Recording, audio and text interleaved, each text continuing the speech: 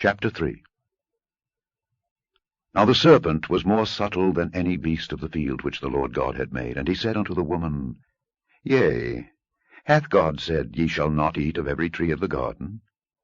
And the woman said unto the serpent, We may eat of the fruit of the trees of the garden, but of the fruit of the tree which is in the midst of the garden God hath said, Ye shall not eat of it, neither shall ye touch it, lest ye die. And the serpent said unto the woman, Ye shall not surely die. For God doth know that in the day ye eat thereof, then your eyes shall be opened, and ye shall be as gods, knowing good and evil. And when the woman saw that the tree was good for food, and that it was pleasant to the eyes, and a tree to be desired to make one wise, she took of the fruit thereof, and did eat, and gave also unto her husband with her, and he did eat. And the eyes of them both were opened, and they knew that they were naked. And they sewed fig leaves together, and made themselves aprons. And they heard the voice of the Lord God walking in the garden in the cool of the day. And Adam and his wife hid themselves from the presence of the Lord God amongst the trees of the garden. And the Lord God called unto Adam, and said unto him, Where art thou? And he said, I heard thy voice in the garden, and I was afraid, because I was naked, and I hid myself. And he said, Who told thee that thou wast naked?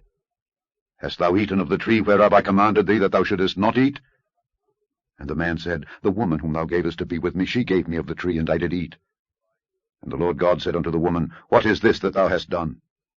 And the woman said, The serpent beguiled me, and I did eat. And the Lord God said unto the serpent, Because thou hast done this, thou art cursed above all cattle, and above every beast of the field. Upon thy belly shalt thou go, and dust shalt thou eat all the days of thy life. And I will put enmity between thee and the woman, and between thy seed and her seed. It shall bruise thy head, and thou shalt bruise his heel. Unto the woman he said, I will greatly multiply thy sorrow and thy conception. In sorrow thou shalt bring forth children, and thy desire shall be to thy husband, and he shall rule over thee.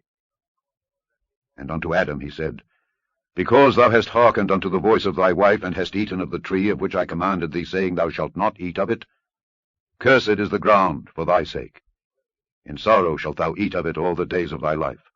Thorns also and thistles shall it bring forth to thee, and thou shalt eat the herb of the field. In the sweat of thy face shalt thou eat bread, till thou return unto the ground. For out of it wast thou taken. For dust thou art, and unto dust shalt thou return. And Adam called his wife's name Eve, because she was the mother of all living. Unto Adam also and to his wife did the Lord God make coats of skins, and clothed them. And the Lord God said, Behold, the man is become as one of us to know good and evil. And now, lest he put forth his hand, and take also of the tree of life, and eat, and live forever. Therefore the Lord God sent him forth from the Garden of Eden to till the ground from whence he was taken. So he drove out the man, and he placed at the east of the Garden of Eden cherubims, and a flaming sword which turned every way, to keep the way of the tree of life.